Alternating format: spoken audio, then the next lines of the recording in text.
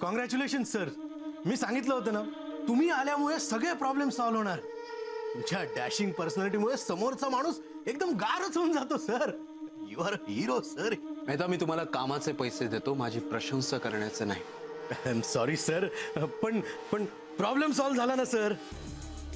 मेहता, आत्ताच्या आत्ता ऑफिसमध्ये जा आणि ते होल्डिंग काढा. सर पण आपला इव्हेंट काहीच दिवसांवर आलाय. मेहता, ऑफिसमध्ये जा आणि ते होल्डिंग काढून टाक. आणि इव्हेंटचं काय करायचं काय नाही करायचं यासाठी मी समर्थ आहे. सर आता संध्याकाळ झाली आहे, आता माणसं पण नाही मिळणार सर. उद्या सकाळी काढतो ना नक्की सर. मेहता, असं समजा की ते होल्डिंग काढलं नाही तर तुमची नोकरी जाईल.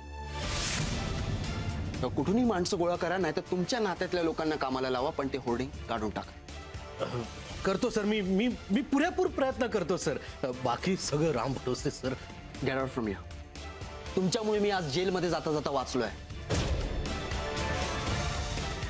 I want that holding to be removed right away. जा. Yes sir.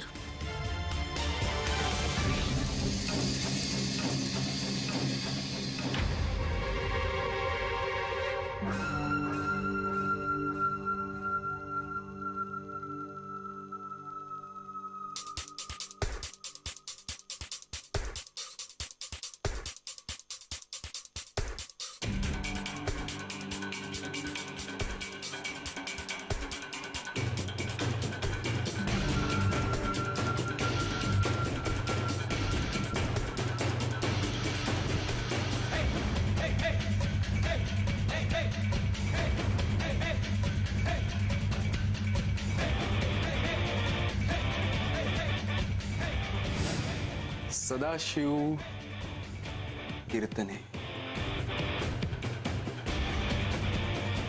तुम्ही तुमच्या मुलीच्या प्रेमात पडायला मला अजून एक कारण दिलं.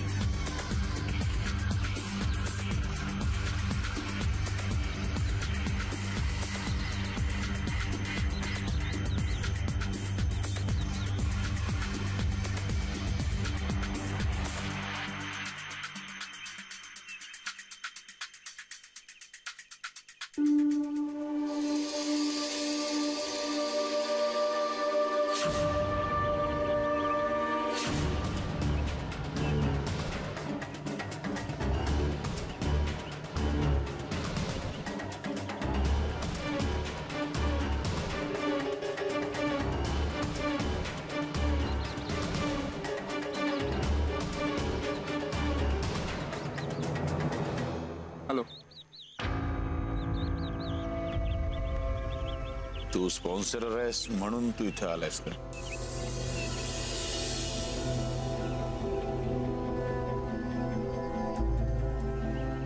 मला वाटतंय आपण या विषयावर बोललोय आधी.